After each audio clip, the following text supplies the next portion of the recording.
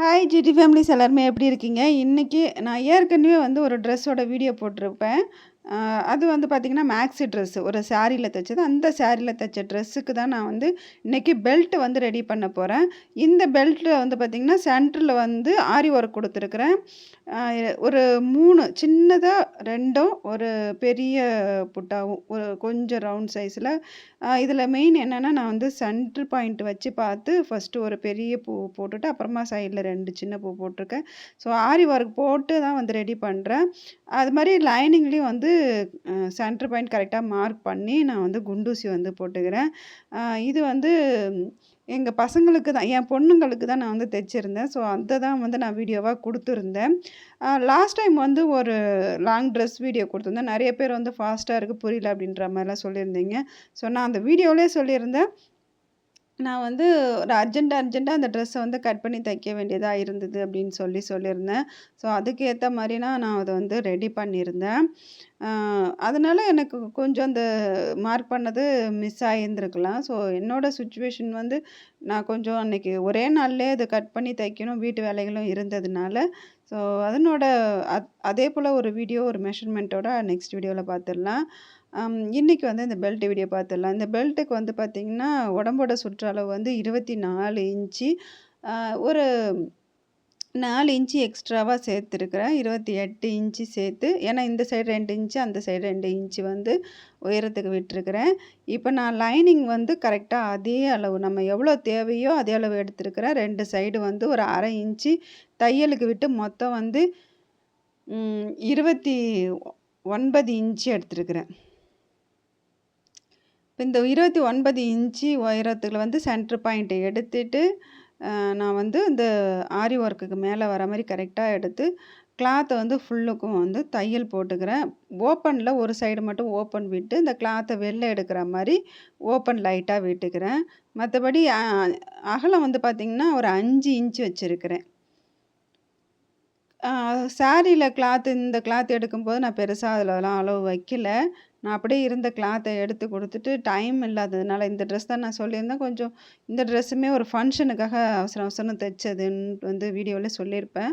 So உடனே நான் என்ன பண்ணிட்டேன் அப்படின்னா ஆரி ஒர்க்கு வந்து சென்டரில் போட்டுட்டு அதனோட சென்டர் பாயிண்ட் வச்சு லைனிங் வச்சு அப்படியே கட் பண்ணிட்டேன். தையல் போட்டு கட் பண்ணிட்டேன்.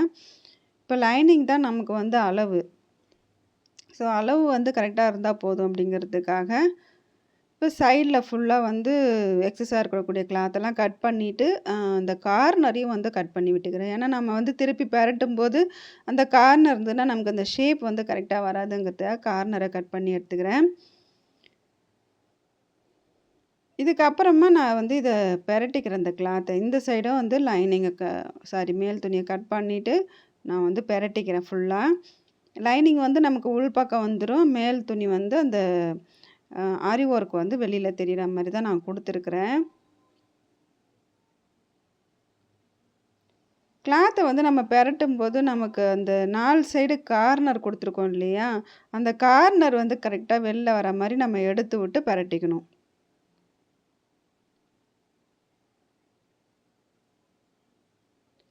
ஃபுல்லாக வந்து நான் வெளில எடுத்துக்கிறேன். கிளாத் வந்து நம்ம சிலர்லாம் வந்து ஒரு மாதிரி பார்ட்ரு கொடுத்து இல்லைனா தச்சு பெரட்டி அந்த பீஸ் தெரியாமல் பெரட்டிப்பாங்க. ஸோ நான் இந்த டைம் வந்து நான் இந்த மாதிரி தான் பார்ட்ரு வந்து ரெடி பண்ணது. இந்த பெல்ட்டுக்கு வந்து ரெடி பண்ணியிருந்தேன்.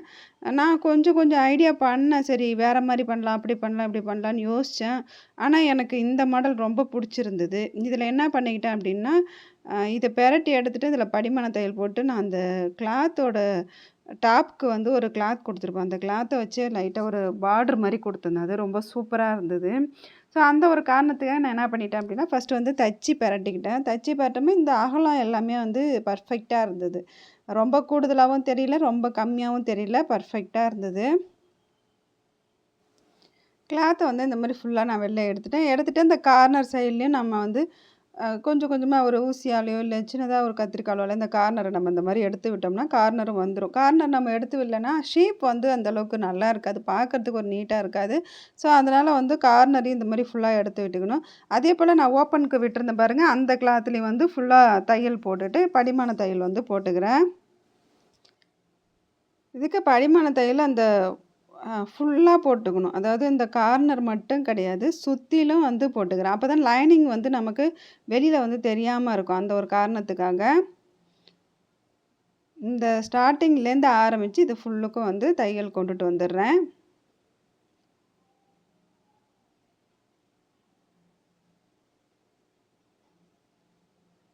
இது நீங்க இன்னுமே வந்து உங்களுக்கு ஸ்டிஃப்பா இருக்கணும், நல்லா ஸ்ட்ராங்கா இருக்கணும், இந்த மாரி கொஞ்சம் வலுவலுன்னு இருக்கக்கூடாது அப்படின்னு நினச்சிங்கன்னா, நீங்க இதில லைனிங்க்கு நடுப்புற வந்து ஒரு கேன்வாஸ் மாரி ஏதாவது கிளாத் வந்து குடுத்துட்டீங்க அப்படின்னா, இன்னுமே வந்து கடையில வாங்குற மாரி உங்களுக்கு அந்த ஸ்டிஃப்பா இருக்க மாரி இருக்கும். ஸோ, நான் அந்த மாரி வேண்டாம் அப்படின்ட்டு தான் நான் இது போல குடுத்துக்கிட்டேன். அதுக்கப்புறம் நான் டாப்க்கு குடுத்துருந்தேன்னு சொன்னேன் இல்லையா? ஒரு நெட் கிளாத்து. அந்த கிளாத்லேயே வந்து அ சின்ன பீஸ் ஒரு 1 இன்ச் அளவு போல கட் பண்ணி எடுத்துக்கிட்டேன். அதாவது இடுப்போட அளவுக்கு வரைக்கும் மட்டும் மறைச்சா போதும் அப்படிங்கிறதுக்காக, நான் என்ன பண்ணிட்டேன்னா, இடுப்போட அளவு வரைக்கும் மட்டும் எடுத்துக்கிட்டேன். எடுத்துட்டு அந்த கிளாத்த வந்து பிசுறு தெரியாம மடிச்சு வச்சு தையல் போட்டுக்கிட்டேன்.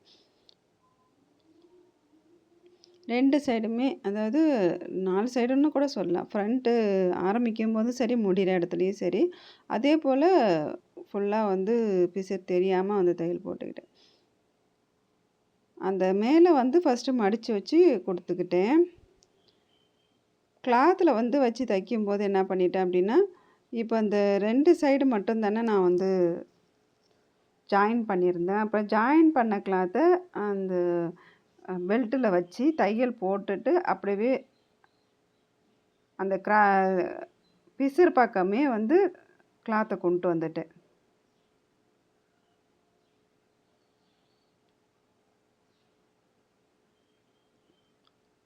இந்த பிசிறு பக்கம் தான் நான் வந்து ஃபஸ்ட்டு தையல் போடுறேன். அதேபோல ஆரம்பிக்கும்போதும் அந்த பிசிறு தெரியாம கொஞ்சம் மடிச்சு விட்டுருவேன். மடிச்சு விட்டதுக்கு அப்புறமா, இப்ப நம்ம அந்த கிளாத் குடுத்துருந்தோம் இல்லையா? அத அப்படியே பிசிறு பக்கமே திரும்பவும் ஒரு மடிப்பு மடிச்சிடுறேன். இது வந்து பார்த்திங்கன்னா, நம்ம ஒரு துணிய வச்சு 2 தையல் போட்ட மாரி தெரியாது. சும்மா கீழ மட்டும் ஒரு தையல் போட்ட மாரி இருக்கும். மேல வந்து பார்க்கறதுக்கு ஸ்டிச்சிங் ரொம்ப நல்லாயிருக்கும். அப்படிங்கிறதுக்காக 2 சைடுமே வந்து ஸ்டார்ட்டிங்கும் சரி, முடிகிற இடத்துலயும் சரி, கிளாத்த உள்ளுக்கு குடுத்து தான் வந்து தையல் போட்டுருக்கிறேன். பிசிறு வந்து தெரியாது. இப்போ ஃபுல்லுமே 4 சைடுமே வந்து பிசிறு வந்து தெரியாது. அதே போலவே இப்போ இன்னொரு கிளாத்தையும் அதே போலவே குடுத்துக்கிறேன். ஸ்டார்ட்டிங்கில வந்து நம்ம மடிச்சு குடுத்து தையல் போட்டாலும் சரி, இல்ல வைக்கும்போது மடிச்சு வச்சிருந்தாலும் சரி, மடிச்சு வச்சுட்டு பிசிறு சைடு ஃபஸ்ட்டு வந்து ஒரு மிதி அளவு ஒரு தையல் போட்டுருவேன். ஃபுல்லா போட்டதுக்கு அப்புறமா அந்த கிளாத் இருக்கு இல்லையா? அந்த கிளாத்த அப்படியே பிசிறு சைடே மடிச்சு வச்சு இன்னொரு தையல் போட்டுருவேன்.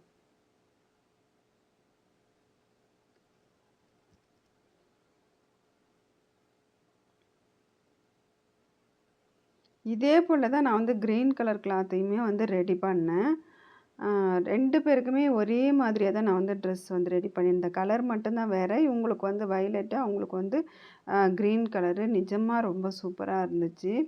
ஆ அதாவது என் பிள்ளைங்களுக்கு நான் பார்த்து பார்த்து ட்ரெஸ் தைக்கும்போது, அது ஒரு ஆசையா இருக்கும், ஒரு திருப்தியா இருக்கும். நம்ம கையால தைச்சு போட்டு விட்டோம் அப்படிங்கிற மாரி. அந்த பெல்ட் வந்து ரொம்ப டிஃப்ரெண்ட்டா இருக்கணும்னு ரொம்ப ஆசைப்பட்டேன். அதுக்கு ஏத்த மாரி அந்த ஆரி ஒர்க்கு எல்லாமே போட்டு ரொம்பவே சூப்பரா இருந்துச்சு. இந்த வீடியோ பிடிச்சிருக்குன்னு நினைக்கிறேன். பிடிச்சிருந்தா லைக் பண்ணுங்க. உங்களோட கருத்துக்கள கமெண்ட்ஸ் சொல்லுங்க. இந்த வீடியோ யாருக்காவது யூஸ் ஆகும்னு நினச்சிங்கன்னா, அவங்களுக்கு இந்த வீடியோவ ஷேர் பண்ணி விடுங்க. Thank you friends. அப்புறம் சொல்ல மறந்துட்டேன். இந்த பெல்ட்டுக்கு லாஸ்ட்ல வந்து நான் கொக்கி குடுத்தேன்.